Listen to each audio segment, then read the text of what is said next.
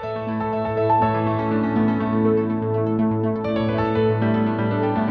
friends, welcome back to the Journal Feed. My name is Nick Zelt, and this is the only place to get spoon-fed the latest and, of course, the greatest of emergency medicine, where we are here to keep you up on the literature, and to do that, we spoon-feed it to you.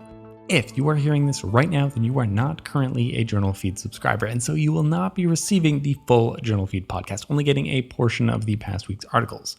Don't worry, all great articles, but if you would like to get full access to both the podcast and the blog, then you'll have to become a member. All the details for that are at journalfeed.org. And remember, we never want money to be a barrier to better patient care. So if you're having any trouble affording a subscription, get in touch. We'll help you out. This is the audio version of the past week summaries, which this week were brought to you by Vivian Lay, Ketan Patel, Karen Wolf, Dendrick Cooper, and Clay Smith. Okay, everyone, so there's actually no article from Monday this week, but as you likely saw in the newsletter, we're making a few changes to the blog and the journal feed kind of generally. Namely, we're making sure that the service that we provide for you is something that truly takes an expert team of emergency physicians to bring you. More specifically, we want to make sure that we're doing something that ChatGPT can't. We're going to focus a little bit more on how articles can be incorporated into your practice and how they meld with the real world. This includes critical appraisal, of course, which we've always done, and we'll try not to overdo here because we don't like to be too negative.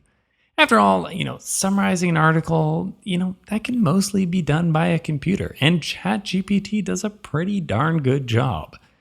There won't be any big change for the podcast overall. I already can't help but give my opinion on things as things stand, but just more of a warning for the blog. All right, so let's get into what would be the second article, titled Time to Recovery as Measured on Clinical Assessments After Sport-Related Concussion, out of the New England Journal of Medicine.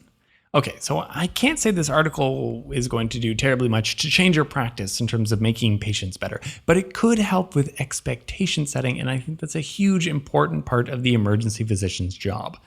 Concussions are common. People are tall, their heads are heavy, so it's not that uncommon for people to fall down and your head goes boom and you're concussed. Being very clear about the expectations that patients can have for their recovery, well, it's going to go a long way into making that recovery as good as it's probably going to get. You can also encourage some light exercise and to avoid screens. That might help as well. But as for the expectation recovery, which symptoms can you expect to last a long time and which are going to resolve quickly? I can say that I had no idea before encountering this article. These authors analyzed data from the CARE study, which included 2,800 athletes with concussions who had baseline testing so that we could compare their post-concussion scores to their pre-concussion scores, and that way we would know when they returned back to normal. This included measurements of balance, mental status, cognition, lots of other stuff that your brain is really good at when it doesn't have a concussion. They made some expected recovery curves from this data, and they found that most things will return to normal over a 2 to 7 day period. However, visual memory and reaction time tend to take longer to recover, more like 14 to 18 days. Just take this as a rather rough estimate, though. It's quite hard to measure a number of these things with testing, and the authors were quite open about the limitations of this data, which had a lot of variability. Now, while I'm rarely so granular about concussion recovery with my patients as to break it down to specific symptom subtypes, well, this might be nice to discuss with people who are a little bit more active, who really test themselves a little bit more, which would be probably athletes, who tend to, do some more demanding tasks that require very quick reflexes and stuff like that. In a spoonful, most concussion symptoms get better within a week, but visual memory and reaction times, it takes longer, more like 2 weeks. Then the third article, titled 2023 Guideline for the Management of Patients with Aneurysmal Subarachnoid Hemorrhage, a guideline from the American Heart Association and American Stroke Association, out of the journal Stroke. In all likelihood, the majority of subarachnoid hemorrhages, which I'm just going to call aSAH, well, they're going to be traumatic. But the classic emergency department aSAH is the aneurysmal one. We're talking about the infamous thunderclap headache. The AHA has been hard at work updating their guidelines on the management of aneurysmal subarachnoid hemorrhage. Of course, we're just going to bring you the highlights because the actual document itself is more than 40 pages long. Now, just like everything in medicine, as it would seem, there is a clinical decision rule for subarachnoid hemorrhages, the Ottawa aSAH rule, which can be used to rule out aSAH in a small subset of patients. It's quite sensitive, but part of the rule is that the patient has to be less than 40 years old, and that certainly doesn't apply to many patients. For everyone else, you have the typical kind of diagnostic dilemma of aSAH, which we are all fairly familiar with, and no huge changes here, but some nice recommendations. If the patient presents within 6 hours of symptom onset without any neurological deficit, then a non-contrast CT head is enough to rule out the diagnosis of aSAH. If they come in after 6 hours and the patient has a negative CT head, then you should likely follow that up with an LP looking for xanthochromia. Though the offers do offer that with low certainty evidence using a modern CT scanner, it has to be a modern CT scanner, then a non-contrast CT of the head may be enough to exclude aSAH up to 24 hours after symptom onset, which would be amazing.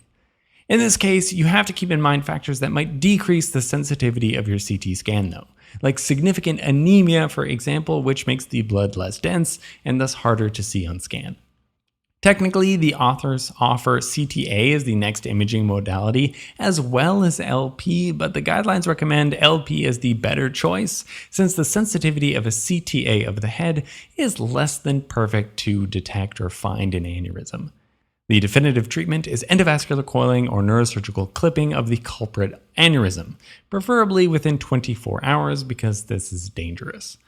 We in the ER, of course, do not provide definitive management for this kind of thing, but we can be supportive in the meantime since many of these patients, depending on the center that you work at, will have to be transferred to a different center with neurosurgical expertise. Keep an eye on the blood pressure. Too much variability and the extremes of blood pressure are not going to be good for your patient, quite harmful. Keep a MAP above 65, which is true of just about every patient always. And then the systolic targets you want to be less than, they're not perfect, they're not certain. Previous guidelines have suggested keeping the systolic pressure less than either 160 or 180 though. Seizure prophylaxis is not recommended for everyone, and phenytoin shouldn't be used because it's associated with higher mortality and morbidity. Discuss who's high risk for seizure prophylaxis with your specialists. You can use these guidelines to help you and do some shared decision making with your patient in the diagnosis of aSAH. The guidelines still recommend an LP, but if you have a modern CT scanner, then you might be able to save your patient a poke in the back. In a spoonful, those are the highlights of the most recent AHA aneurysmal aSAH guidelines.